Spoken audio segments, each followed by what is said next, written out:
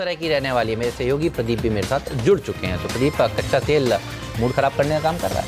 बिल्कुल, कच्चे तेल की पर ही चिंता रहेगी और उसका दबाव आपको बाजार में कहाँ तक देखने को मिलता है। ये सुबह जब हम देख रहे थे तो ऐसा लग रहा था एसजीएक्स निफ्टी के संकेत के हिसाब से कि हम कम से कम 25-30 पॉइंट ऊपर खुलेंगे, लेकिन अब फ्लैट या बल्कि अब दबाव के साथ शुरुआत के संकेत साफ तौर पर सामने आते हुए प्रकाश गाबा हमारे साथ जुड़ चुके हैं। प्रकाश, इंडेक्स के लिए कमज़ोर शुरुआत के बाद क्या अहम लेवल होंगे आपके हिसाब से?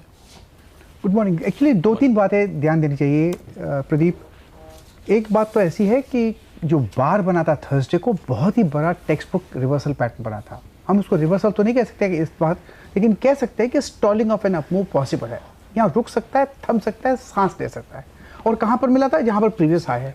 तो इस बात को तो रिस्पेक्ट करना ही चाहिए। एक बात और है कि अगर वो थर्सडे का हाई क्रॉस हो जाता है तो फिर ट्रेंड स्टिल इंटैक्ट है, लेकिन वहाँ पर थोड़ा स्ट्रेच भी हो जाता है। तो अपर साइड में थोड़ा सेलिंग प्रेशर साइड में अहम लेवल आपने पूछा कहाँ तक है। पहला अहम लेवल है निफ्टी में 11,725 का, वहाँ पर संभल सकता है। अगर वहाँ पर संभलेगा नहीं तो 11,644 पॉसिबल है। तो नजर रहेगी इस पर। प्रकाश सर, कच्चा तेल भी देखते हैं आप? मैं देखता नहीं, लेकिन नेक्स्ट टाइम मैं देख कर ही आऊँगा। क्योंकि हमारा सवाल है, देखिए आप सभी से भी, और हमारे ट्विटर पर अभी आप जाकर इस सवाल का जवाब दे सकते हैं। आपको क्या लगता है कि कच्चा तेल कहां तक जा सकता है? तो 3 ऑप्शंस हम आपके सामने रख रहे हैं। $75, और देखिए इस समय ये अच्छी खासी तेजी दिखा रहा है। ऑलरेडी 78 की बातें हो रही हैं, 74 के आसपास है। तो 75 पर रुकेगा ये, या 80 पर जाएगा, या 85 तक जा सकता है? तो कुछ देर पहले चर्चा हो रही थी, 80-85 की बातें भी होने लगी हैं। तो आपका राय भी ज़रूर दीजिए हमारे इस ट्विटर पोल में, आप भी पार्टिसिपेट कर सकते हैं। इस पर रहेगी सबकी नज़र। और देखिए करीब 40 सेकेंड बचे हैं। आपका क्या व्यू है? 80 और आपने तो कहा 78, यानी 80 माना जाए आपका भी? 78 ऑप्शन नहीं है। अगर इन तीनों में कोई चुनना हो तो 75 लेंगे, 80 लेंगे? आई थिंक हायर साइड पे जाऊंगा, 80। हाँ, तो थोड़ा आपका सर, अगर इन 3 ऑप्शन में चुनना हो, गट फीलिंग क्या कहती है आपकी? गट पता नहीं, लेकिन जब तक देखा नहीं कहना, टिप्पणी देना गलत बात है। आप तो चार्टिस्ट हैं, चार्ट तो सब देखा नहीं मैंने आपको। Honestly I would, no problem.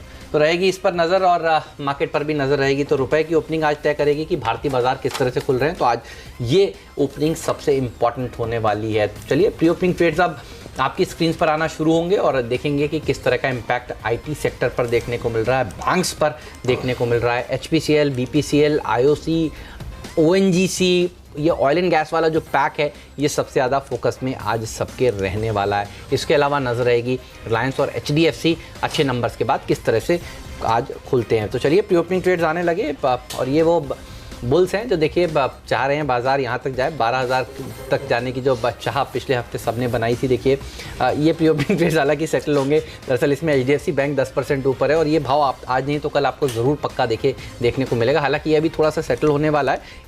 जो 100 पॉइंट ऊपर आपको निफ्टी दिखा रहा है, काश ऐसा ही हो, हम तो यही चाहते हैं। लेकिन ये थोड़े से अभी ट्रेड्स सेटल होंगे। प्रदीप, एलएनटी पर भी फोकस रहेगा, और आईटी शेयर देखिए विप्रो आज आउट परफॉर्मेंस दिखा सकता है। रुपया खुल चुका है, और रुपए की ओपनिंग सबसे इंपॉर्टेंट है। 69.75 पर देखिए ये खुला है, तो कमज़ोरी के साथ ही खुलता हुआ। ऑयल मार्केटिंग कंपनीज देखिए, बीपीसीएल, आईओसी, इन पे दबाव के ट्रेड आ रहे हैं आपके सामने। इसके अलावा SBI, Bajaj auto, MNM, Hero Moto, तो बैंक दबाव आप बनते हुए साफ तौर पे देख रहे हैं। ऑयल मार्केटिंग कंपनीज में कुछ बैंकों पे दबाव बनता हुआ दिखाई दे रहा है, ऑटो कंपनीज पे दबाव बनता हुआ दिखाई दे रहा है। तो ये कोड जब थोड़ा सेटल होंगे तो आपको आगे के लेवल्स यहाँ पर आते हुए दिखाई देंगे। कमोडिटीज़ की शुरुआत पर एक बार ये नज़र डालते हैं, और कच्चा तेल जाहिर है कि वहाँ पर ये भी अहम रहेगा। इस समय आप देख सकते हैं सोने में करीब 1% ऊपर के कोट्स आते हुए। सोने और चांदी की शुरुआत अच्छी, और कच्चा तेल 3% ऊपर खुलता हुआ नजर आया है। नेचुरल गैस भी करीब 1% ऊपर खुलता हुआ दिखाई दिया है। इसके अलावा दूसरे मेटल्स पर नजर डालिए, कॉपर, निकल और जिंक आधे से 1%, कम से कम 3/4% के आसपास की मजबूती इन सभी में देखने को मिली है। केवल एल्यूमिनियम एक अपवाद के तौर पर यहाँ नजर आएगा। तो रुपया आप देखिए 69.78, 69.80 की तरफ बढ़ता हुआ। आईएफए ग्लोबल के सीईओ अभिषेक गोयनका हमारे साथ जुड़ रहे हैं। अभिषेक, आज ये रुपए में जो कमजोरी देखी जा रही है, कच्चे तेल को ही इसके लिए जिम्मेदार मानेंगे? ये जो अभी ईरान की जो न्यूज आई है यूएस के साथ में, उस कारण से भी सीन रुपए में काफी वीकनेस, किंतु अब आरबीआई की प्रोटेक्शन रहनी चाहिए 70 के आसपास में। तो मेरे ख्याल से एक्सपोर्टर्स भी सेल करने आएंगे मार्केट में। इलेक्शन से पहले ज्यादा वीक होने नहीं चाहिए मार्केट्स में। So I think broadly sell on rallies का ही स्ट्रैटेजी मेंटेन करके चलेंगे एक्सपोर्टर्स इस समय। तो ब्रॉडली आई थिंक 69 to 70 का रेंज रहने वाला है। 70 के ऊपर का ब्रेकआउट इस समय नहीं लग रहा ज़्यादा।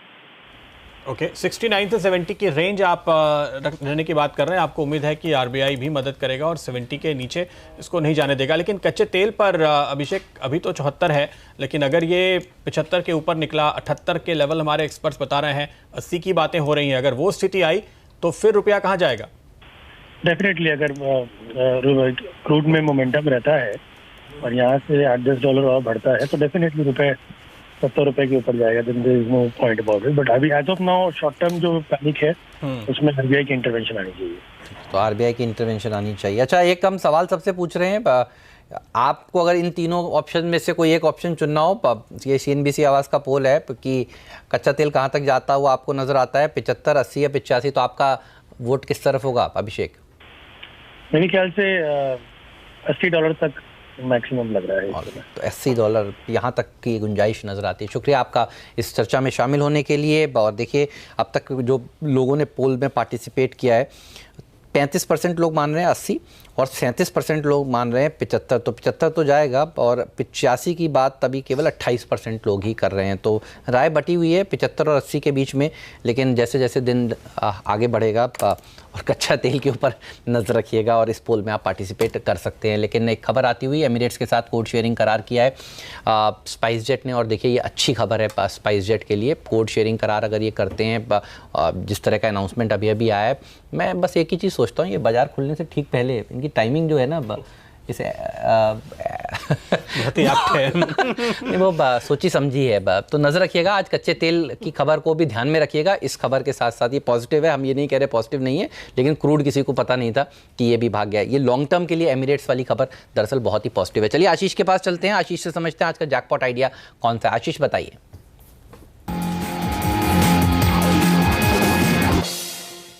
आज थोड़ा वायदे वाले स्टॉक से हटकर एक कैश मार्केट का स्टॉक रडार पर है, और आपने ऑफ लेट नोटिस करा होगा ऑटो इंडेक्स में लोअर लेवल से बड़ी स्मार्ट रिकवरी देखने को मिल रही है।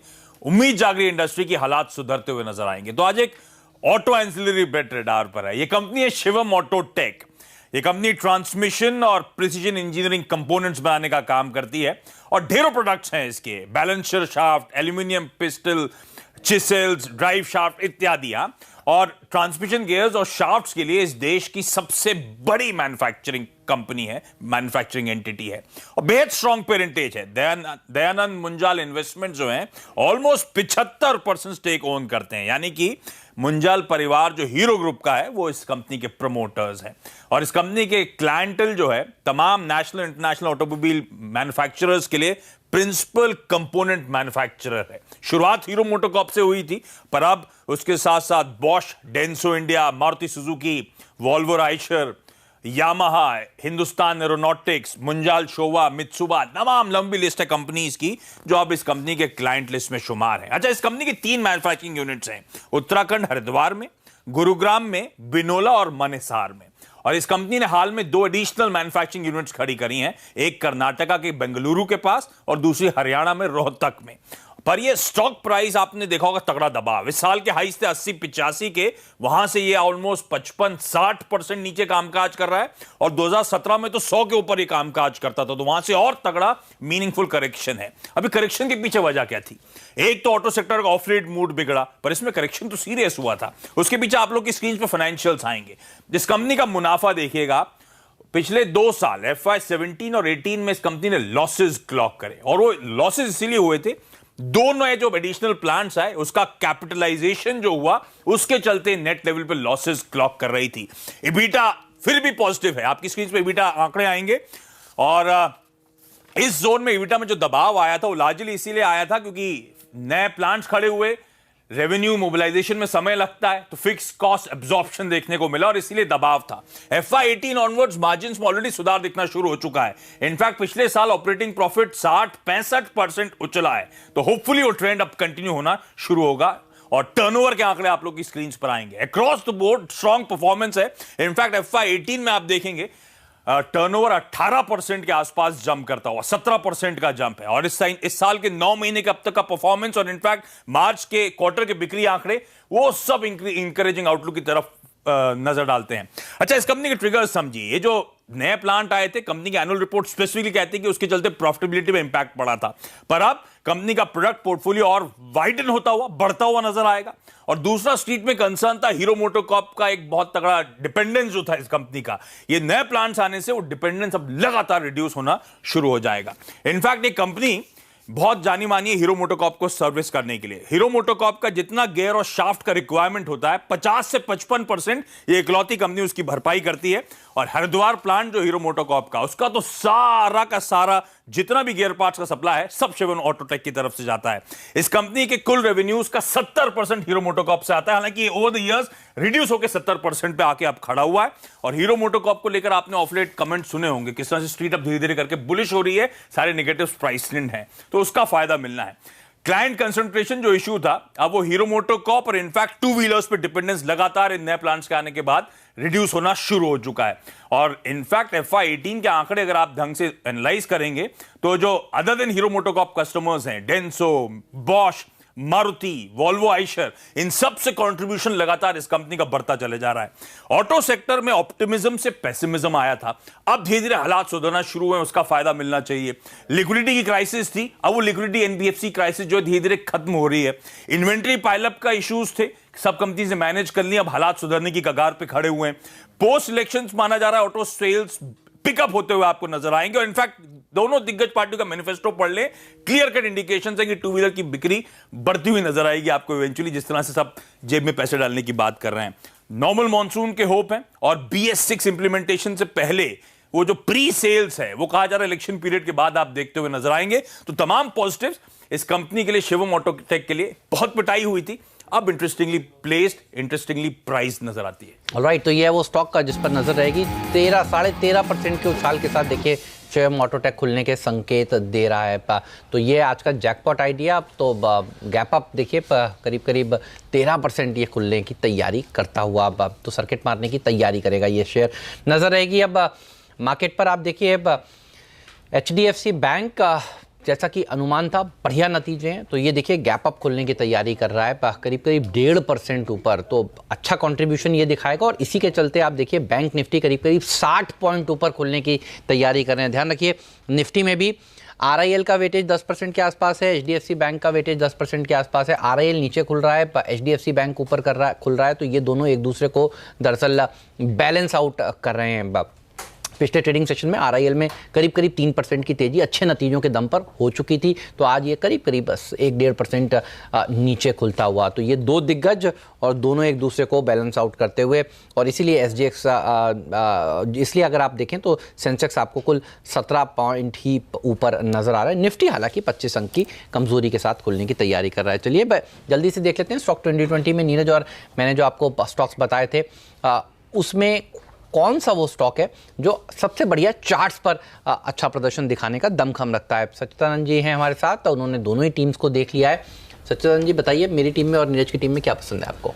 मुझे आपकी टीम में सिंजन काफ़ी इंटरेस्टिंग लग रहा है। इनफैक्ट 10 हफ्तों का कंसोलिडेशन यहाँ पर है, और जिस तरीके से 200 डे एक्सपोनेंशियल मूविंग एवरेज के आसपास स्टॉक ऑस्किलेट कर रहा है, मुझे लग रहा है यहाँ पर एक ये अच्छा कैंडिडेट हो सकता है। अगर एक ब्रेकआउट एस्टैब्लिश हो जाता है 605 के ऊपर, तो मुझे लग रहा है वहाँ पर एक कंसिस्टेंटली एक अच्छी मोमेंटम वाली तेज़ी बन सकती है। तो मुझे लग रहा है within your stocks I think Syngene काफ़ी बेटर है। और नीरज की टीम से मुझे लग रहा है IOC ही बेटर कैंडिडेट होगा, जिस तरीके से क्रूड में दबाव है और जिस तरीके से वहाँ पर प्राइस फॉर्मेशन स्ट्रक्चर्स है, वहाँ पर एक head and shoulder kind of formation है जो लग रहा है कि ब्रेकडाउन की तैयारी कर रहा है। तो 150 का एक अहम लेवल होगा, अगर वो पर्टिकुलर लेवल भी ब्रीच हो जाता है तो मुझे लग रहा है वहाँ पर मोमेंटम बरकरार रहेगा 140-142 के लेवल्स के लिए। तो मुझे लग रहा है वहाँ पर थोड़ा सा दबाव हो सकता है। ओके, तो IOC आपने चुना है 150 के टारगेट के साथ 74 पे क्रूड, तो ऑयल मार्केटिंग कंपनीज दबाव में रहेंगी ही। लेकिन सचिन साथ ही HP और BP के चार्ट पे भी नजर डालिए, इनमें कहाँ तक गिरावट दिखते हैं इमीडिएटली? पहले लेवल्स क्या होंगे इन दोनों के लिए? कमजोर शुरुआत प्री ओपन सेशन में देखने को मिली है। देखिए BPCL करीब 9 रुपए नीचे 2.5% के नुकसान के साथ 353 पे, और HP भी तकरीबन 3.25% नीचे 258। मुझे लग रहा है BPCL में अहम लेवल होगा अराउंड 345 का, ये काफ़ी इंटरेस्टिंग लेवल है। मुझे लग रहा है वहाँ तक थोड़ी सी मंदी रह सकती है।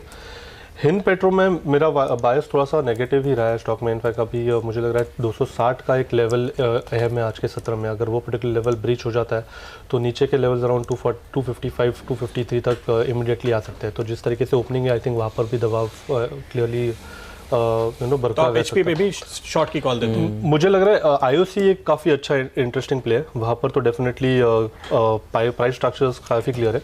बट एचपीसीएल की अगर हम बात करें तो 260 के नीचे कंडीशनल सेल होगा, ऊपर में अराउंड 263 का स्टॉप लॉस होगा एंड रिव्यू जोन होगा अराउंड 255 के आसपास। आईओसी की सब्सिडरी चेन्नई पेट्रो को भी ना भूलिएगा, क्योंकि ये स्टॉक भी गिरेगा और ईरान वाली खबर का इम्पैक्ट जो है वो एमआरपीएल चेन्नई पेट्रो पर भी देखने को मिलने वाला है। अब देखिए चेन्नई पेट्रो करीब 2.5% नीचे खुल रहा है, एमआरपीएल में भी आप देखेंगे खुलते ही गिरावट देखने को मिलेगी। तो एचपीबीपी, आईओसी, इनके अलावा ये दो और स्टॉक्स हैं जहां पर आपकी नज़र साफ तौर पर होनी चाहिए। चलिए, मोतीलाल ओसवाल के एसोसिएट वाइस प्रेसिडेंट चंदन तापड़िया हमारे साथ जुड़ चुके हैं। चंदन, स्वागत है। बताइए क्या व्यू है आपका मार्केट पर और आपके पिक्स क्या हैं?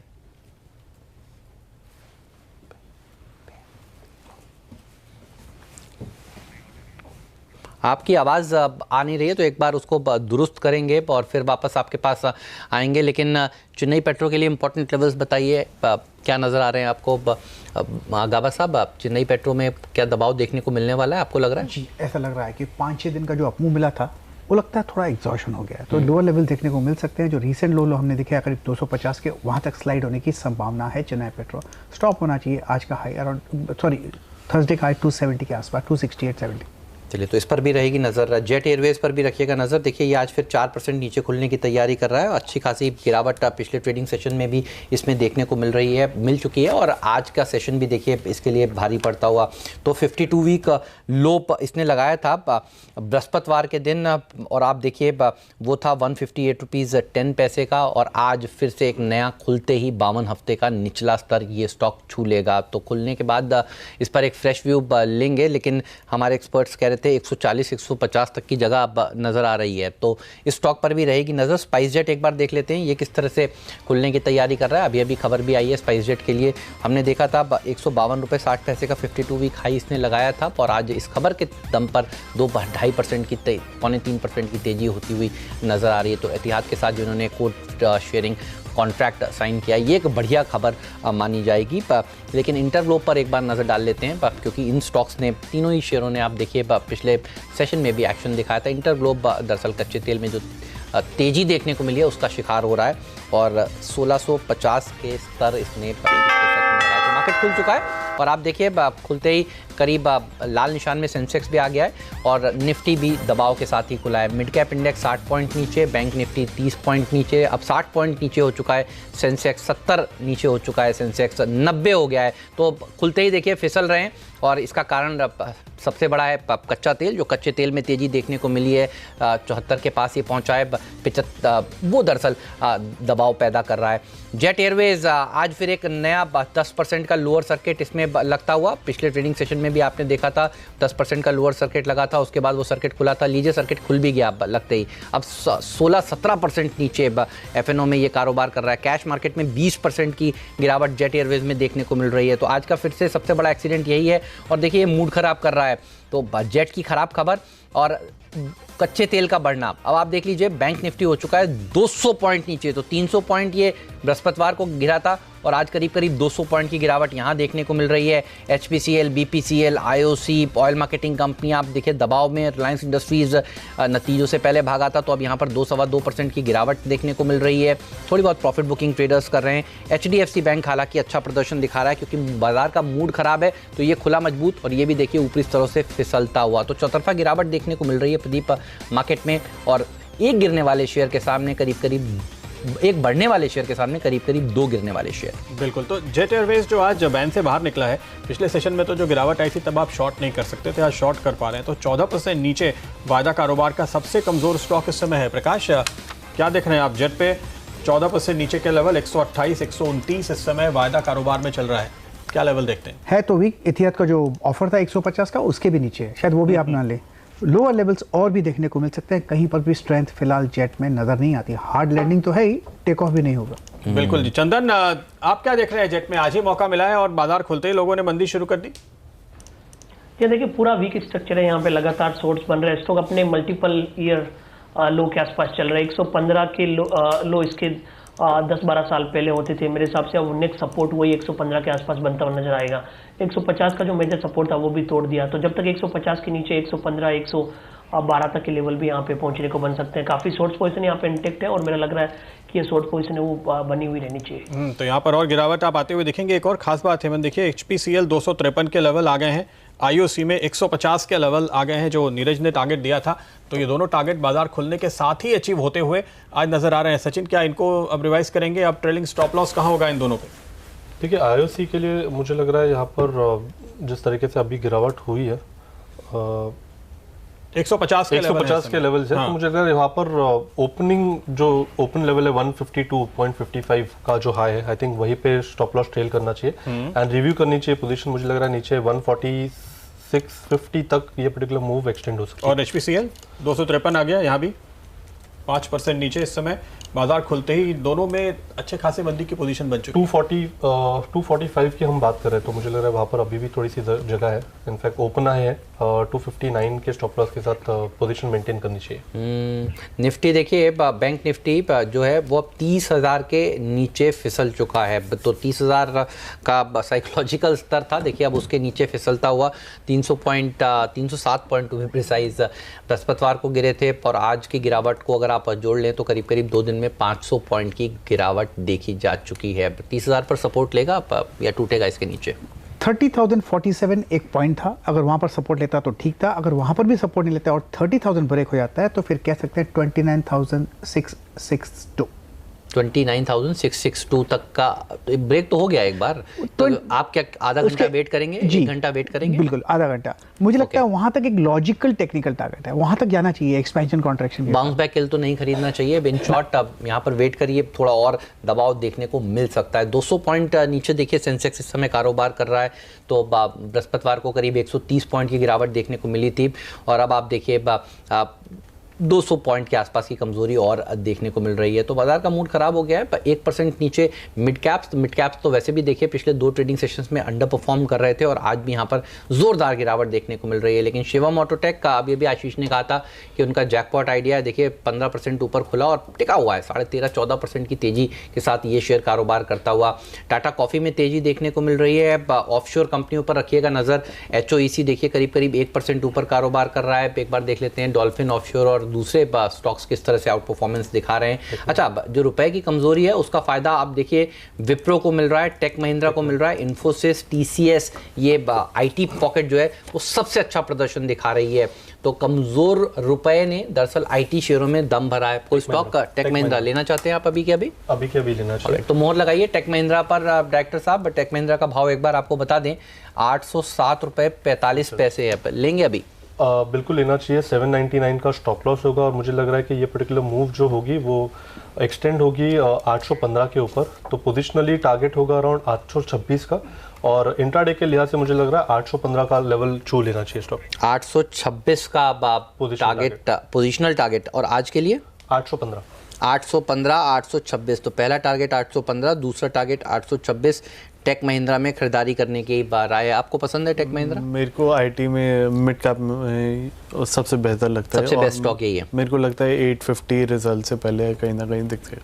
नतीजे कब है इसके, कुछ आइडिया है इसके? मेरे ख्याल से मई फर्स्ट वीक में। ओके, मई फर्स्ट में नतीजे 850 रुपए तक के भाव पोजिशनली इस स्टॉक में देखने को मिल सकते हैं। तो ये वो स्टॉक का जो आपको खरीदना चाहिए। चंदन, टेक महिंद्रा पर आपका व्यू और कोई अगर आपको स्टॉक नजर आ रहा हो तो वो भी बताइए।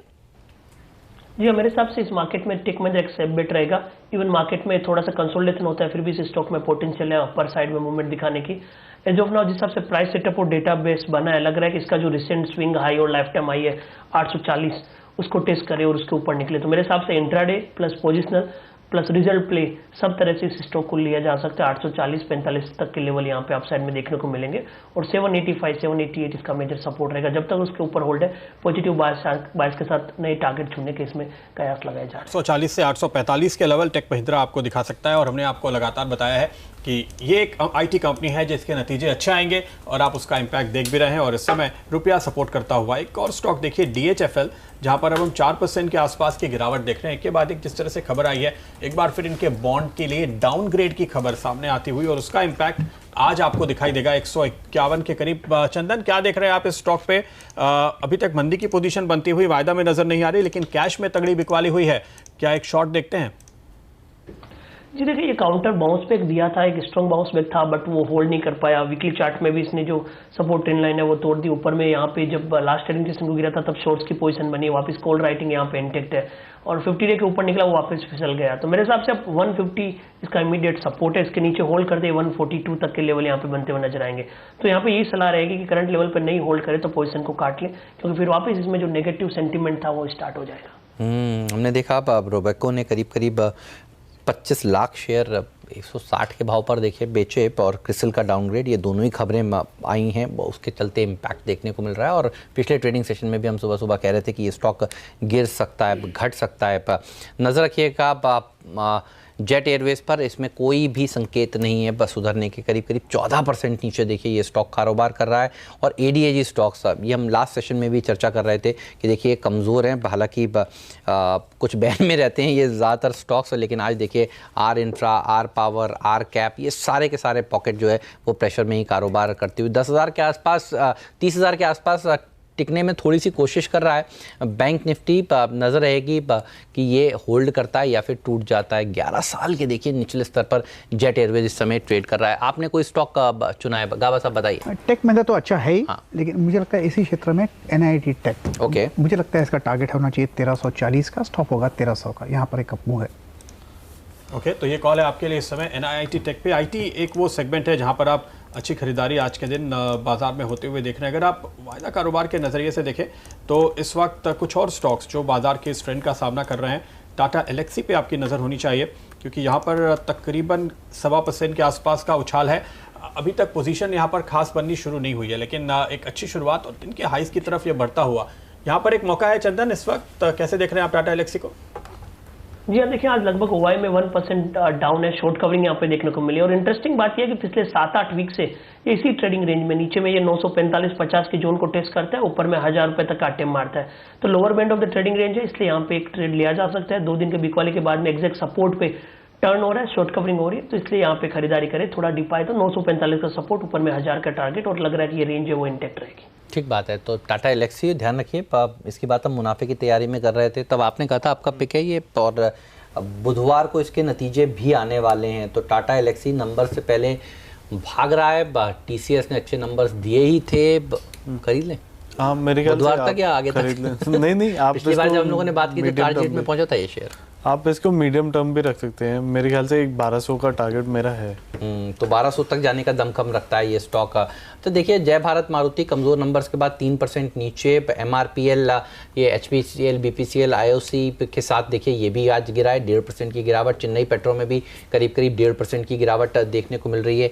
KPR मिल खबरों के चलते 4% ऊपर है। शिल्पा मेडिकेयर 6% की रैली दिखाने के बाद भी देखिए आज करीब 3-3.5% ऊपर कारोबार कर रहा है। सिंजन को बोनस शेयर का जो ऐलान इन्होंने किया, देखिए 3% का उछाल ये स्टॉक दिखाने में सक्षम रहा है। HOEC जैसे स्टॉक्स कच्चे तेल वाली खबर पर देखिए भागते हुए आपको नजर आ रहे हैं। E-Clerx ये एक और ऐसा स्टॉक है जो आज स्टॉक्स न्यूज़ में हमने आपको बताया था, करीब 1% ऊपर ये शेयर कारोबार कर रहा है। लेकिन इंटरग्लोब फ्लैट है, करीब 1% नीचे ट्रेड कर रहा है। तो ये तमाम स्टॉक्स जो खबरों के दम पर आज कमाल दिखा रहे हैं। और टाटा कॉफ़ी अच्छा प्रदर्शन दिखा रहा है, सरप्राइजिंग 2.5% की मजबूती के साथ इसने किया है। कैसे थे इसके नंबर्स? देखिए इसके नंबर्स मेरे को तो न्यूट्रल लगे, हाँ, मुझे कुछ खास तो लगे नहीं, लेकिन वो डिसअपॉइंटमेंट ज़्यादा हो गई थी और फॉल ज़्यादा हो गया था, तो इसलिए रिजल्ट्स पे वो रिवर्सल कहीं ना कहीं आ गया। तो मार्जिन करीब 500 बेसिस पॉइंट, 5 परसेंटेज पॉइंट से बढ़े हैं, उस पर रिएक्शन है।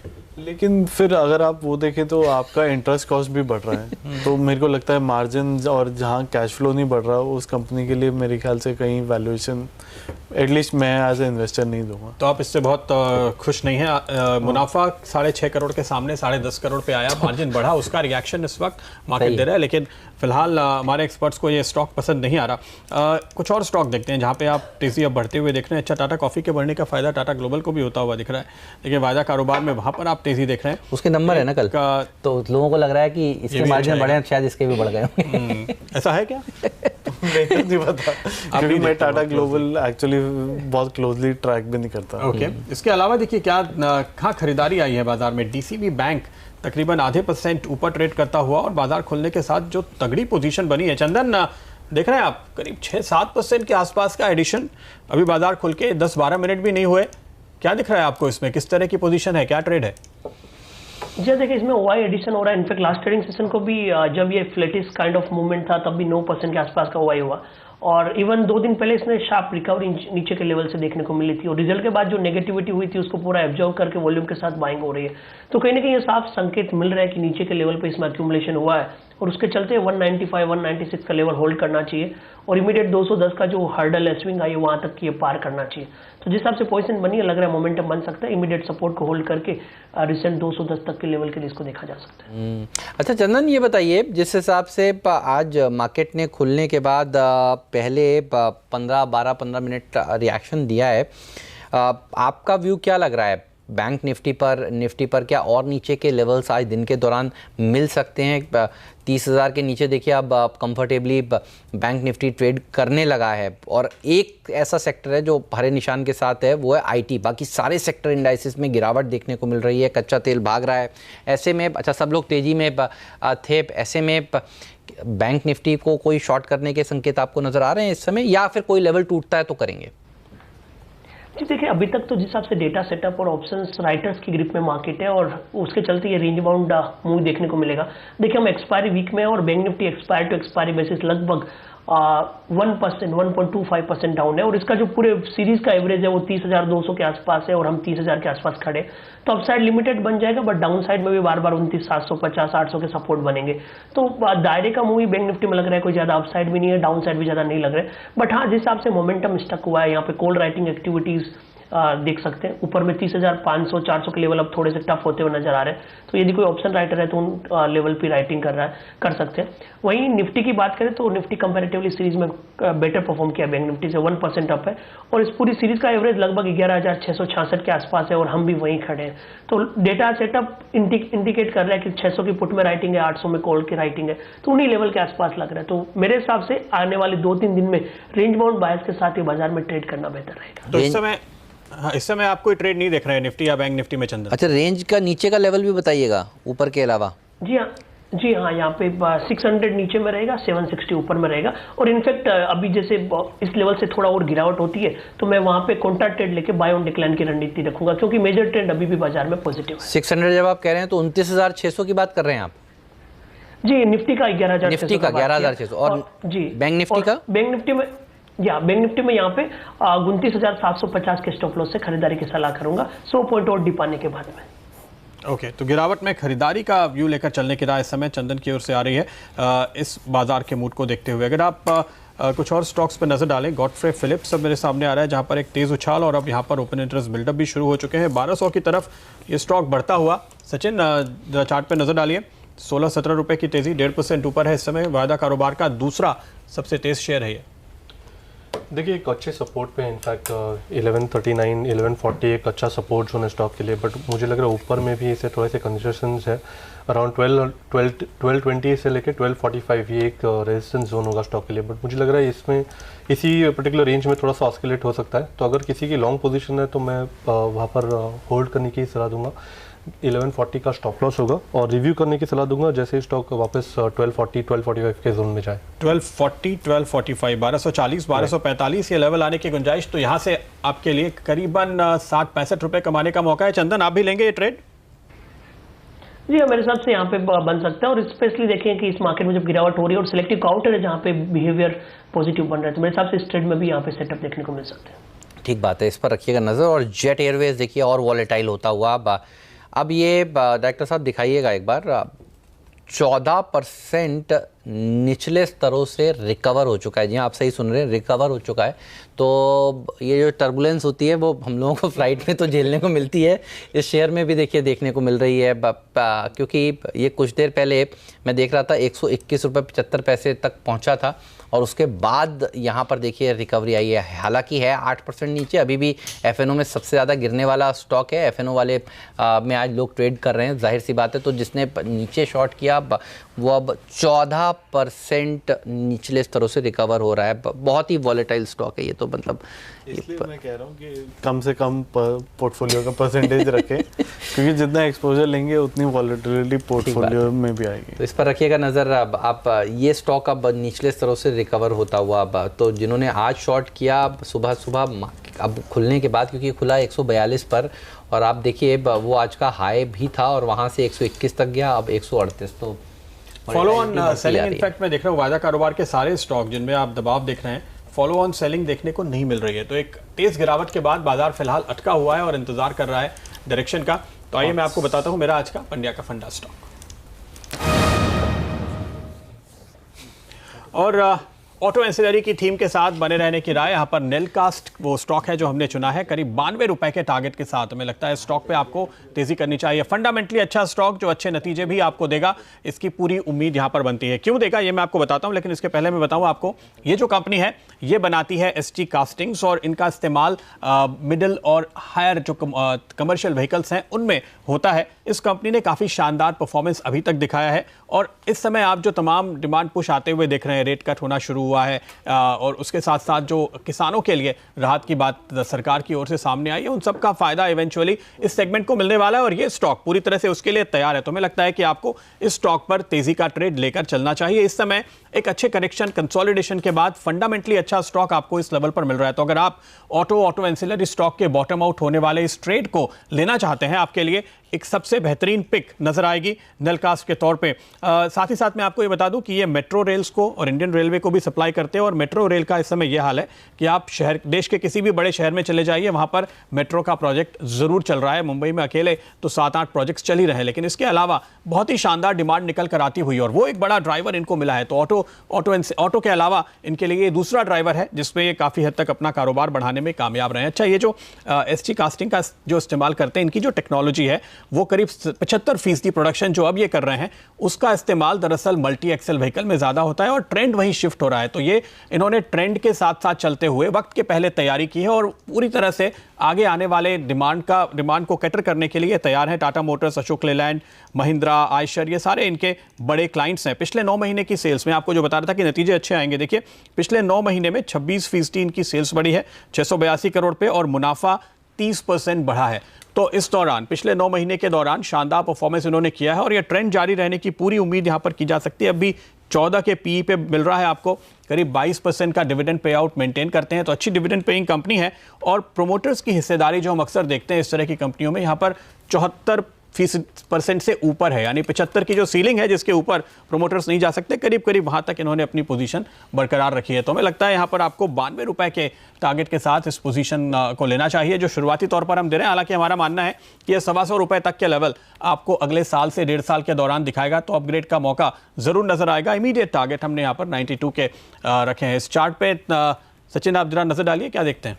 देखिए 1 साल में ये पर्टिकुलर स्टॉक अच्छे lower top lower bottom structure में था और जिस तरीके से पिछले कुछ हफ्तों में यहाँ पर एक ब्रेकआउट और एक फॉलो थ्रू मूव देखिए, ओवरऑल ये पर्टिकुलर पैटर्न जो नज़र आ रहा है वो एक फॉलिंग वेज का था और फॉलिंग वेज के टारगेट्स जैसे 92 के आसपास ही कोइंसाइड हो रहे हैं। मुझे लग रहा है काफ़ी अच्छा विकल्प है।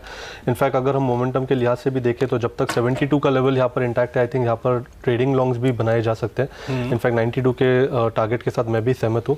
एक अच्छे स्ट्रक्चर की तैयारी यहाँ पर हो रही है। 92 एक इमीडिएट टारगेट होगा, बट रिव्यू करना चाहिए जैसे स्टॉक वहाँ पर आ जाता है। तो ओके, तो 92 के टारगेट के साथ ये स्टॉक जो हम आपको इस समय सुझा रहे हैं। इस बीच बाजार पे नजर डालिए, निफ्टी बैंक अब 29,930 दिन के निचले स्तर पर 30,000 के लेवल इसने तोड़े हैं और 30,000 का लेवल इसलिए हमें, जैसे चंदन से हम बात कर रहे थे, वहां पे काफी राइटिंग पोजीशन बनी हुई है। तो राइटर्स के लिए अब ये झटका होगा अगर ये 30,000 के नीचे टिका रहता है। और निफ्टी वहीं अगर आप देखें तो 11,660 की ओर अब बढ़ता हुआ नजर आ रहा है। तो दोनों इंडेक्स दिन के निचले स्तर पे और मार्केट ब्रेथ भी इसके साथ साथ कमजोर होती हुई नजर आ रही है। गाबा साहब बेचेंगे क्या अभी भी या थोड़ा और वेट करेंगे? मेरे ख्याल से इंतजार करने में क्या है, निकलता जा रहा है नीचे मार्केट। थोड़ा बेच देना चाहिए, अगर ऊपर मिले तो और बेचिए, नहीं मिलता तो कोई बात नहीं, be happy with what you are. तो बैंक निफ्टी बेचें अभी? मुझे लगता है बेचना चाहिए, क्योंकि इसमें जो बार बनाया थर्सडे को बहुत घातक बार है। इसको हम नॉर्मली कहते हैं change in 300 point, change in trend तो नहीं कहना चाहिए, लेकिन स्टॉल ऑफ ट्रेंड कर सकते हैं। 300 बृहस्पतिवार को 300, अभी 600 पॉइंट की देखिए बड़ी गिरावट है। ये बड़ा भी देखिए ऐसे ही था और देखिए अब कमज़ोर हो रहा है। और एक बार रुपया भी एक बार लाइए डॉक्टर साहब, देख लेते हैं रुपया किधर कारोबार कर रहा है। रुपए में जो कमज़ोरी हुई है, और कच्चा तेल और रुपया का चार्ट एक साथ रखिए सामने तो समझ में आएगा। तो रुपए में देखिए कोई रिकवरी नहीं है, 69.85 पर ये कारोबार कर रहा है और ये दरअसल प्रेशर पैदा कर रहा है। एक बार लाइए ब्रेंट क्रूड का भाव और देख लेते हैं वो किस तरह कारोबार कर रहे हैं। इन दोनों चीज़ों को एक साथ देखना चाहिए। जो ब्रेंट क्रूड में देखिए अब ये कारोबार जो तेज़ी हो रही है वो दरअसल मुश्किल पैदा कर रहा है। तो 300 पॉइंट की गिरावट के बाद 300 पॉइंट और ये गिरता हुआ 2 ट्रेडिंग सेशंस में 600 पॉइंट की कमजोरी। एक बढ़ने वाले शेयर के सामने देखिए 2 से ज़्यादा गिरने वाले शेयर नज़र आ रहे हैं, यानी 2 के सामने करीब आप समझ सकते हैं 5 गिरने वाले शेयर हो गए हैं। तो 2 बढ़ने वाले के सामने 5 गिरने वाले शेयर। कोई स्टॉक का जो आप ट्रेड करना चाहते हैं सचिदानंद, कोई ढूंढा है आपने? फिलहाल इमीडिएटली नहीं है, बट जैसे हो जाएगा। ओके, एक स्टॉक अगर मैं बताऊं चंदन, आप जरा नजर डालिए आईबुल हाउसिंग पे, क्योंकि पिछले सेशन में ये स्टॉक तेजी से गिरा था और आज फॉलो अप देखने को मिल रहा है। ऐसे माहौल में आप इंडेक्स के लिए जो प्रकाश भी कह रहे थे कि एक पिछले सेशन में कमजोर बार बनाने वाले स्टॉक अगर पिछले सेशन के लो को तोड़ के नीचे जाते हैं शुरुआती ट्रेड में, तो वहीं आप शॉर्ट करना चाहेंगे। और चंदन, ये एक ऐसा स्टॉक मुझे दिखाई दे रहा है, क्या कहते हैं आप? जी बिल्कुल सही कहा। इनफैक्ट देखिए लास्ट ट्रेडिंग सेशन में ओपन हाई सेम था 836.15 का फ्यूचर में, और एक मेजर सपोर्ट था इसका 830, उसको तोड़ के लगातार सस्टेन सेलिंग प्रेशर देखने को मिली। और आज भी देखिए 795 का ओपन और हाई सेम है और फॉलो थ्रू सेलिंग देखने को मिल रहा है। आज अभी जो 50 दिन के मूविंग एवरेज के आसपास चल रहा है और थोड़ा सा भी सेलिंग हुआ तो 3-4% का और इमीडिएट करेक्शन आ जाएगा। तो यहाँ पे बिकवाली की सलाह रहेगी। और आज का जो हाई है 795 वो ट्रेलिंग स्टॉप लॉस रहेगा, नीचे में 760 758 तक के लेवल इस काउंटर में बन सकते हैं। और बाकी एनबीएफसी में भी सेलिंग है, तो उसके मद्देनजर इसमें भी सेलिंग है वो हावी हो सकता है। आपको क्या दिख रहा है इस चार्ट पे, और क्या कोई और एनबीएफसी इस बीच अगर आपने ढूंढी हो तो वो बताइए। देखिए, मुझे कैनफिन होम्स काफ़ी समय से वीक लग रहा है। इनफैक्ट यहाँ पर थोड़ा सा दबाव ज़रूर है। थोड़ा सा लेट हूँ मैं, बट मुझे लग रहा है अभी एक अहम लेवल था अराउंड 340 का, उसके नीचे स्टॉक कंफर्टेबली ट्रेड कर रहा है। तो यहाँ पर ओपन आए है 336.20 का। टेक्निकली वही स्टॉप लॉस लगा होना चाहिए। एंड मुझे लग रहा है यहाँ पर थोड़ा सा दबाव और भी बढ़ सकता है। इनफैक्ट 315 के लेवल्स इस पर्टिकुलर स्विंग में आ सकते हैं। तो मुझे लग रहा है अगर एनबीएफसीज में कुछ बेचना है तो मेरा दाव होगा कैनफिन होम्स पे 315 के टारगेट के लिए। ठीक बात है, तो इस पर रखिएगा नज़र। अब दबाव के साथ लेट नहीं है सर, आज तो बेचने वाले ट्रेड ही देखिए निकालिए और सब में पैसा बनेगा। आर कैप देखिए, हम कह रहे थे आपसे बृहस्पतिवार को भी कहा था एडीएजी पैक में सबसे कमज़ोर है। और आज भी अगर आप देखें, अब ये है तो एफएनओ के बैन में, लेकिन कैश में भी है, तो देखिए लोग बेच रहे हैं। रिलायंस कैपिटल हो गया है करीब 9% नीचे इस समय। आर कैप के ऊपर व्यू है, किसी और शेयर पर है? किसी और पर। ओके, कोई बात नहीं। तो आर कैप एक बार देखिए दबाव के साथ अब कारोबार कर रहा है और ये प्रेशर और बढ़ता जा रहा है। आप देखिए एफएनओ में आपको दिख रहा है ये केवल 5% नीचे और इसका भाव है 138 का। और कैश में आप देखिए ये स्टॉक है 137। तो कैश में कोई बड़ी बिकवाली कैश वाला दिखाई डॉक्टर साहब 9% की देखिए गिरावट यहाँ पर दिखा रहा है। पीसी ज्वेलर का भी ऐसा ही हाल है। अभी ये है तो एफएनओ के बैन में, लेकिन आप देखिए कैश में 5% नीचे ये स्टॉक का कारोबार कर रहा है। तो कुछ एडीएजी के स्टॉक्स जेट की दिक्कतों के बाद अब आप देखिए प्रेशर झेल रहे हैं वो हाई डेट कंपनियाँ। और यही बात हम आपसे बिल्कुल बृहस्पतिवार को भी कह रहे थे। रिलायंस एडीएजी स्टॉक्स देखिए प्रेशर दिखा रहे हैं और रिलायंस इंफ्रा भी देखिए ये भी करीब 4% नीचे है। इंडिया बुल्स रियल एस्टेट में भी देखिए अब 4% की गिरावट देखने को मिल रही है। हाउसिंग पर तो हम बात कर ही रहे थे, ये करीब 3% की गिरावट दिखा रहा है। इन्फीबीम, पीसी ज्वेलर ये दोनों ही देखिए आज सुबह से खुलते ही फिसल रहे हैं।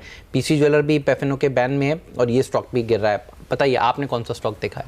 दिग्गज एचडीएफसी, उसमें गिरावट है, 2000 ब्रेक हो गया। अब और लोअर लेवल देखने को मिल सकते हैं। शायद पहला पड़ाव रहेगा 1930 का, फिर 1900 जोन भी देखने को मिलेगा। अगर एचडीएफसी डाउन है तो निफ्टी का क्या होगा? ओके, एचडीएफसी ये दिग्गज हाउसिंग फाइनेंस कंपनी, देखिए एक के बाद एक आते हुए एक स्टॉप लॉस का लेवल बताइए प्रकाश इस कॉल। मेरे ख्याल से स्टॉप लॉस होना चाहिए करीब अराउंड 2007 का। 2007 यह है स्टॉप लॉस का लेवल प्रकाश के हिसाब से। तो यहाँ पर आईबुल हाउसिंग, कैनफिन और अब दिग्गज एचडीएफसी में भी गिरावट। एक और सेगमेंट अगर आप देखें जहाँ गिरावट आ रही है, अपोलो टायर पे नजर होनी चाहिए। सचिन जरा इसके चार्ट देखिए, बाजार खुलने के बाद यहाँ पर पोजीशन बननी अब शुरू हुई है। शुरुआत में पहले कैश में गिरावट आई, अब 3-3.5% नीचे ये स्टॉक ट्रेड करता हुआ, क्या देख रहे हैं? देखिए निर्णायक लेवल होगा अराउंड 210 का। इनफैक्ट फ्यूचर्स में अगर अभी देखें तो 211 के आसपास स्टॉक कोट कर रहा है। तो अगर 210 का लेवल स्लिप हो जाता है तो मुझे लग रहा है थोड़ा सा और मोमेंटम एक्सटेंड होगा। 207 206 के लेवल्स इमीडिएटली देखे जा सकेंगे। बट यहाँ पर स्टॉप लॉस थोड़ा सा टाइट रखना चाहिए क्योंकि हम सपोर्ट के काफ़ी नज़दीक है। तो 214 का स्टॉप लॉस आपको मेंटेन करना चाहिए फ्यूचर्स में एंड थोड़ी सी शॉर्ट पोजीशन रखनी चाहिए। 214 का स्टॉप रखते हुए चले। निफ्टी भी देखिए आपके स्क्रीन पर आ रहा है 11653। मेरे ख्याल में 11620 के आसपास के लेवल अगले टारगेट के तौर पे जब हमने मंदी की शुरुआत देखी थी तो वो नज़र आ रहे थे, वहीं जाता हुआ दिख रहा है इस समय। सचिन क्या लगता है आपको निफ्टी के लिए? देखिए मुझे लग रहा है निफ्टी यहाँ पर जिस तरीके से हम रेंज देख रहे हैं मुझे लग रहा है यहाँ पर अभी इमीडिएटली कोई फ्रेश शॉर्ट पोजीशन लेनी नहीं चाहिए।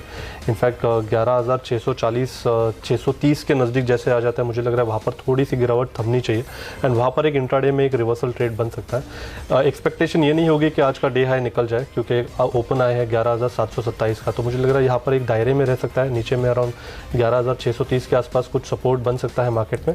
बट ऊपर के लेवल में मुझे लग रहा है 11,700 तक की लिमिटेड होगा। तो अभी यहाँ से 25-30 पॉइंट लेकिन नीचे जाने के थोड़ा सा ड्रैग होना चाहिए। अच्छा अब देखिए अब पीसी ज्वेलर हो गया 6-6.5% नीचे, DHFL हो गया है 6.25% नीचे, अपोलो टायर जिसकी बात हो रही थी कि खुलते फिसल रहा है तो टायर स्टॉक्स और कैस्ट्रॉल पर भी रखिएगा नज़र। ये वो कच्चे तेल से जो बढ़ता है उसके चलते अपोलो टायर, कैस्ट्रॉल, ये तमाम स्टॉक्स हैं जिन पर दबाव देखने को मिल सकता है। आपने कोई स्टॉक देखा है? मेरे ख्याल से ऑटो स्टॉक्स मेरी नज़र रहेंगी क्योंकि अगर क्रूड बढ़ेगा तो वहीं कहीं ना कहीं वापस से कंज्यूमर स्लो डाउन जो है वो कंटिन्यू रहेगा।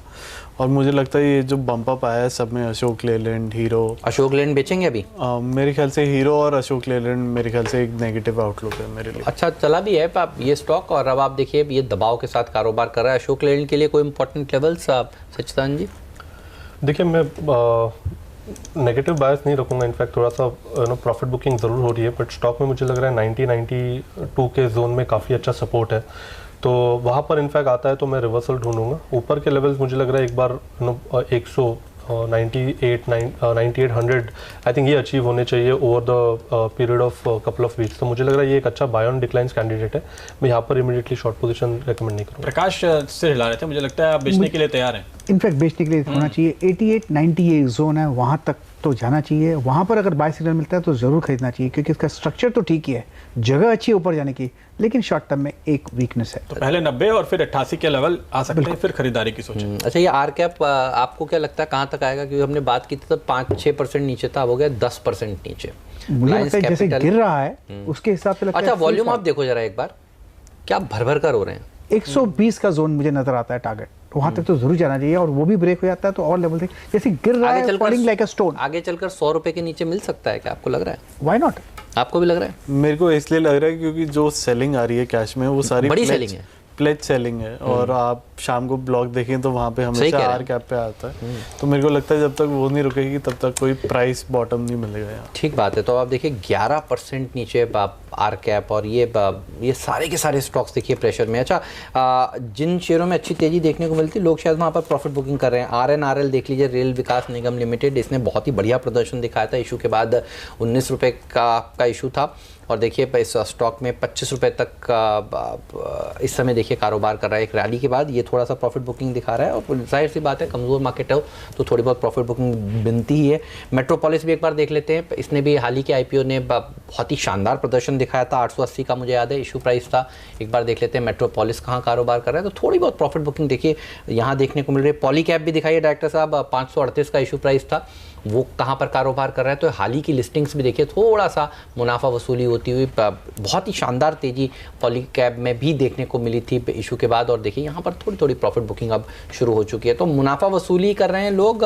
दबाव जो देखने को मिल रहा है साफ तौर पर वो हाल जहाँ पर लोगों के पास प्रॉफिट है टेबल पर वो ले रहे हैं। और कारण तो आपको पता ही है, सुबह से हम आपको बता ही रहे हैं। कच्चा तेल ये जो भागा है तो कच्चे तेल का खेल यही नजर आ रहा है। तेल ने मूड खराब कर दिया। बिल्कुल, तो जहां भी मौका है वहां पे लोग निकल रहे हैं। और एक और स्टॉक मुझे दिख रहा है कर्नाटका बैंक, यहाँ भी हमने एक अच्छी खासी तेजी देखी और अब ये मुनाफा वसूली की चपेट में दबाव बढ़ता हुआ। सचिन अगर एक बार आप इस पर नजर डालें, कर्नाटका बैंक में आप क्या देख रहे हैं? प्रॉफिट तो शायद ले ही लेना चाहिए, क्या एक शॉर्ट भी कर सकते हैं? मुझे लग रहा है इमीडिएटली शॉर्ट नहीं करना चाहिए। इनफैक्ट एक सपोर्ट है स्टॉक में अराउंड 130 के आसपास ही, एंड फ्यूचर्स में अभी तक का लो 130.70 का है। एक कंडीशनल सेल रखूंगा मैं। इनफैक्ट 130 का लेवल अगर ब्रीच हो जाता है तो एक ₹1.5 के स्टॉप लॉस के साथ वहाँ पर पोजीशन बनानी चाहिए, बट वो कंडीशनल होगा 130 के नीचे। ओके, आपने कोई स्टॉक ढूंढा? मुझे एस्कॉर्ट्स काफ़ी अच्छा लग रहा है बेचने के लिए। इनफैक्ट जिस तरीके से 780 का एक अहम लेवल था, उसके नीचे जिस तरीके से अभी कॉन्फिडेंटली ट्रेड हो रहा है स्टॉक, मुझे लग रहा है यहाँ पर 780 के स्टॉप लॉस के साथ यहाँ पर शॉर्ट पोजीशन बनानी चाहिए। 740 का फर्स्ट टारगेट होगा और एक एक्सटेंडेड टारगेट होगा अराउंड 735 का। तो इस पर रखिएगा नजर। एस्कॉर्ट्स आप भी बेचेंगे? मेरे ख्याल से मैं जैसे कह रहा हूँ कि ऑटो स्टॉक्स में सारा निकल जाऊंगा, क्योंकि रिजल्ट्स काफी तो हीरो, अशोक लेलैंड, उसके बाद एस्कॉर्ट्स तो दबाव करें होगा। जो इस बार नंबर भी वैसे ढीले ही आने बम्प अप आया था, वो मार्च का एक बम्प था। मेरे ख्याल से कंज्यूमर स्लोडाउन अभी भी ग्राउंड पे चल रहा है, तो वहीं पे आप एग्जिट ले लें। तो आप कह रहे हैं प्रॉफिट है तो बुक कर लें, आप कह रहे हैं फ्रेश शॉर्ट कर सकते हैं। एस्कॉर्ट्स ये स्टॉक भी देखिए दबाव के साथ ही कारोबार कर रहा है। तो दिक्कत है मार्केट में, कच्चा तेल जब तक स्टेबल नहीं होगा तब तक ये थोड़ी बहुत प्रॉफिट बुकिंग देखिए देखने को मिलने वाली है। तो स्कॉट्स जैसे शेयरों में जहाँ जहाँ प्रॉफिट है वहाँ पर एक बार ले लेना ही समझदारी नज़र आ रहा है। केवल आईटी सेक्टर है जो अच्छा प्रदर्शन दिखा रहा है। टीसीएस पर रखिएगा नज़र। देखिए इनके तो नतीजे भी आ चुके हैं और बहुत ही शानदार प्रदर्शन ये स्टॉक आज के सत्र में दिखाता हुआ 1% की मजबूती। टाटा एलेक्सी की बात हुई, टेक महिंद्रा, विप्रो, हेक्सावेयर, ये तमाम स्टॉक्स हैं। इवन एचसीएल टेक, इन्फोसिस, माइंडट्री, तो बढ़ने वाले शेयर अगर एफएनओ में आप देखें टॉप 20 तो उसमें आपको करीब करीब 8-10 शेयर तो इसी पॉकेट से मिलने वाले हैं। तो यहाँ पर रखिएगा नज़र। टीसीएस के लिए कोई इंपॉर्टेंट लेवल सच्चिदानंद जी? देखिए 2170 की हम बात कर रहे थे, वो पर्टिकुलर लेवल आ चुका है। मुझे लग रहा है अभी भी स्टॉक में स्ट्रेंथ है। मुझे लग रहा है यहाँ से जो तेज़ी चली है वो एक्सटेंड होगी, 2240 तक के लेवल्स देखे जा सकते हैं। इनफैक्ट यहाँ पर मैं अभी भी लॉन्ग पोजीशन बनाने की ही सलाह दूंगा। 2130 का यहाँ पे स्टॉप लॉस होगा और एक ट्रेलिंग स्टॉप लॉस होगा अगर किसी की लॉन्ग पोजीशन है यहाँ पर। ओके, तो एक ट्रेलिंग स्टॉप लॉस जरूर रखें यहाँ पर। यह है आपके लिए कॉल। मुझे बैंकिंग सेगमेंट में दबाव बढ़ता हुआ दिख रहा है। इनफैक्ट इंडसइंड बैंक और यस बैंक, ये दोनों जो प्राइवेट सेक्टर के बैंक्स हैं, इनमें आज कमजोर शुरुआत देखने को मिली है। कुछ पोजीशन बनती हुई नजर आ रही है और कुछ लेवल्स टूट रहे हैं, क्योंकि 250 के नीचे यस बैंक फिसलता हुआ नजर आया है मुझे। सचिन, क्या देख रहे हैं आप इस चार्ट पे? परीक्षा की घड़ी भी आ रही है करीब, इस हफ्ते शुक्रवार को नंबर है। पहले एक्सिस के, हाँ। फिर यस बैंक। यस बैंक अपने 200 डे एक्सपोनेंशियल मूविंग एवरेज के पास है, तो मैं इमीडिएटली वहाँ पर शॉर्ट करने की सलाह नहीं दूंगा। मुझे लग रहा है 249 246 की एक अच्छा बेस बन सकता है स्टॉक के लिए, तो मैं वेट एंड वॉच रखूंगा। इमीडिएटली शॉर्ट पोजीशन नहीं रिकमेंड करूंगा। अच्छा, इंटरग्लोब बेचेंगे? हम सुबह भी बात कर रहे थे। देखिए इंटरग्लोब और स्पाइस जेट भी एक बार डायरेक्टर साहब दिखाइए। जेट तो खैर निचले स्तरों से रिकवर हुआ है, लेकिन अभी भी दबाव दिखा रहा है। इंटरग्लोब खुलने के बाद देखिए अब फिसलता हुआ, बहुत तेज़ी से फिसला है। और वो स्टॉक्स जो हम लगातार कह रहे हैं जहाँ पर प्रॉफिट है लोगों का, वो उस प्रॉफिट को बुक कर रहे हैं। यू नेवर नो कच्चा तेल यहाँ से कितना भागे। स्पाइस जेट हम कह रहे थे, देखिए वो खबर तो अच्छी है, लेकिन कच्चे तेल पर रखिएगा नज़र। ये खुल तो जाएगा मजबूत, फिर टिकेगा नहीं टिकेगा, बिल्कुल वैसा ही हो रहा है। तो स्पाइस जेट भी देखिए फिसलता हुआ। स्पाइस जेट कहाँ तक नीचे आएगा? स्पाइस जेट को तो खैर शॉर्ट नहीं कर पाएंगे, कैश मार्केट वाला स्टॉक है, लेकिन एक बार डिलीवरी तो भेज देनी चाहिए। स्पाइस जेट में नीचे मिल सकता है ये स्टॉक आगे चलकर। और लेकिन इंटरग्लोब पर फ्रेश शॉर्ट करेंगे? फ्रेश शॉर्ट नहीं करूंगा। इनफैक्ट दोनों के टारगेट्स आ गए। इनफैक्ट 1610 का एक्सपेक्टेशन था इंटरग्लोब पे, एंड आई थिंक वो पर्टिकुलर लेवल 1610 तो पहले आ गया, ये बहुत पहले आ गया की बात है। हाँ। आज की बताइए, अभी कोई ट्रेड लेंगे? मुझे नहीं लग रहा है कि यहाँ पर शॉर्ट करना चाहिए। आप करेंगे? मैं करूँगा अगर मैं चार्ट देख सकता तो, क्योंकि मेरे को लगता है यहाँ पे बहुत तेजी हो गई, 40-50% की तेजी हो गई, और स्पेशली इंडिगो में जहाँ बेनिफिट की न्यूज़ या कहीं ना कहीं उनकी तरफ से भी कोई क्लैरिफिकेशन नहीं आया, तो मुझे लगता है इंडिगो में काफ़ी बड़ा रन अप हो गया है और वो रिजल्ट्स भी मेरे ख्याल से नेगेटिव ही होंगे, क्योंकि क्रूड वाई बड़ा था। तो मेरे को लगता है यहाँ पे एक सेलिंग पॉइंट है। ओके, तो निकलने की राय इंडिगो से आपकी तरफ से आती हुई है। अच्छा, एक जैन इरिगेशन पे नज़र डालिए जरा। सचिन, क्या देखते हैं आप? जब बाजार कमज़ोर होता है तो स्टॉक में अक्सर आपको एक लीडरशिप दिखती है और अच्छी खबरों की उम्मीद में यहाँ पर हमने एक उछाल देखा, लेकिन ऊपर के लेवल पर टिका नहीं। आज गिरावट में नए लोज बना चुका है, क्या देख रहे हैं आप? मुझे लग रहा है यहाँ पर थोड़ा सा दबाव रह सकता है स्टॉक में। नीचे के लेवल्स देखें तो अराउंड 55 54 ये एक सपोर्ट जोन है। आई थिंक वहाँ तक ये पर्टिकुलर मोमेंटम कंटिन्यू हो सकता है। ऊपर में अगर हम देखें तो 60-61 के आसपास काफ़ी हर्डल है स्टॉक में, तो जब तक वो ब्रेकआउट डिसाइसिवली नहीं होता आई थिंक तब तक एक नई ट्रेंड नहीं उभर के आ सकती। मुझे लग रहा है यहाँ पर कंसोलिडेशन हो रहा है 60 on the higher side and 54 on the lower side, इसी पर्टिकुलर बैंड में ऑस्किलेट कर सकता है स्टॉक। और ऑलराइट, तो इस पर रहेगी नज़र है कि सीमेंट कंपनियों के ऊपर भी कल एसीसी के नतीजे आने वाले हैं, कोई एक्सपेक्टेशन कैसे रह सकते हैं नंबर इस बार? मेरे ख्याल से वॉल्यूम अभी भी अच्छा रहेगा, हर बार लेकिन मार्जिन पे अभी भी प्रेशर रहेगा, क्योंकि जो मार्च में इन्होंने प्राइस हाइक करी थी वो रोल बैक हो गई थी। ओके। और जो अप्रैल की प्राइस हाइक है वो कंटिन्यू हो गई, तो वो अप्रैल में रिफ्लेक्ट करेगा प्राइस हाइक, और मार्च में शायद मार्जिन थोड़ा स्टेबल या थोड़ा डाउनवर्ड प्रेशर ही। तो नतीजों से पहले लेना तो नहीं है, नहीं बेचना है? बेचना मेरे को नहीं लगता, क्योंकि काफी वॉल्यूम ग्रोथ तो हमेशा से अच्छी रही है, क्योंकि ये भी हो सकता है कि रिवर्सल हो जाए, क्योंकि जब आपके एस्टिमेशंस नीचे हैं और हल्का सा भी बीट आ जाए तो रिवर्सल के चांसेस ज़्यादा हो जाते हैं। तो इसके नंबर्स आएंगे और वेडनेसडे को आएंगे अल्ट्राटेक के नंबर्स। तो ये हफ्ता सीमेंट कंपनियां रहेंगी रडार पर। अल्ट्राटेक भी एक बार डायरेक्टर साहब दिखाइए किस तरह से ट्रेड कर रहा है। हालांकि सबसे पहले तो एसीसी पर रिएक्शन होगा और उसके बाद फिर उस हिसाब से बाकी के स्टॉक्स के ऊपर रिएक्शन होना शुरू होगा, लेकिन आज क्योंकि बाजार का मूड थोड़ा सा देखिए कमज़ोर है, एसीसी भी दबाव के साथ और अल्ट्राटेक में भी दबाव ही प्रदीप देखने को मिला है। इनफैक्ट इंडिया सीमेंट या मिड कैप स्टॉक्स भी दबाव में दिख रहे हैं। चार्ट्स क्या बता रहे हैं आपको सचिन, क्या मंदी हो रही है? मंदी करेंगे आप एसीसी, अल्ट्राटेक या इंडिया सीमेंट? अल्ट्राटेक और इंडिया सीमेंट के स्ट्रक्चर्स थोड़े से बेटर है। इनफैक्ट एसीसी में मुझे लग रहा है यहाँ पर एक नेगेटिव डाइवर्जेंस काफ़ी समय से चल रहा है, एंड जिस तरीके से एक स्विंग बना था अराउंड 1730 के आसपास परसों के सत्र में वहाँ पर जाने की एक कोशिश की थी एंड वापस स्टॉक दबाव में है। मुझे लग रहा है यहाँ पर थोड़ी सी वीकनेस आ सकती है।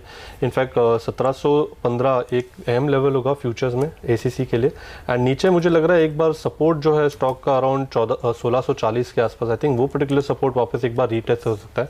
नेगेटिव डाइवर्जेंस है, आई थिंक उसका एक इफेक्ट आ सकता है, तो मुझे लग रहा है रिजल्ट्स के पहले थोड़ी सी शॉर्ट पोजीशन बनाने में कोई हर्ज नहीं है। ठीक बात है, तो इस पर रखिएगा नज़र। और देखिए बाजार धीरे धीरे करके फिसलता जा रहा है। तब 150 पॉइंट नीचे ही था बैंक निफ्टी, जब हम कह रहे थे कि बैंक निफ्टी के अभी बेच देना चाहिए, और अब आप देखिए 325 पॉइंट की गिरावट आपको बैंक निफ्टी में देखने को मिल रही है। तो बैंकिंग स्टॉक्स दबाव में कारोबार कर रहे हैं। आज देखिए रिलायंस इंडस्ट्रीज़ का सहारा बाजार को नहीं मिल रहा है। पिछले ट्रेडिंग सेशन बृहस्पतिवार को ये 3% ऊपर था, इसलिए हम इतनी ज़ोर से नहीं गिरे थे, लेकिन मंदी तो देखिए उस दिन भी होनी शुरू हो चुकी थी। आज HDFC बैंक ने मजबूत खुलने के बाद जो ढीला प्रदर्शन दिखाया है उससे और मूड बिगड़ता हुआ, और बाकी के प्राइवेट बैंक्स में भी दबाव देखने को मिल रहा है। कोई PSU बैंक, यूनियन बैंक या दूसरे कोई स्टॉक्स जहाँ पर PNB, bank of Baroda, SBI, ये देखिए सारे के सारे ढीले खुले हैं। कोई ट्रेड है यहाँ पर या छोड़ दिया जाए? नहीं, अभी फिलहाल के लिए छोड़ दिया जाए। तो ये लेकिन पॉकेट है देखिए जो आज अंडर परफॉर्म करती हुई नजर आ रही है प्रदीप। अब करीब 300 पॉइंट की देखिए कमजोरी बैंक निफ्टी में होती हुई।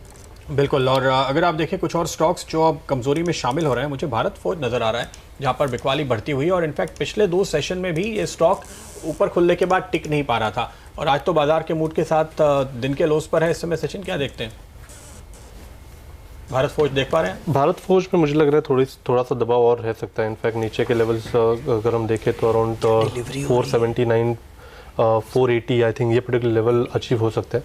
थोड़ा सा और दबाव रह सकता है स्टॉक में। इस पर रखिएगा नज़र। भारत फोर्ज अब गिरता जा रहा है।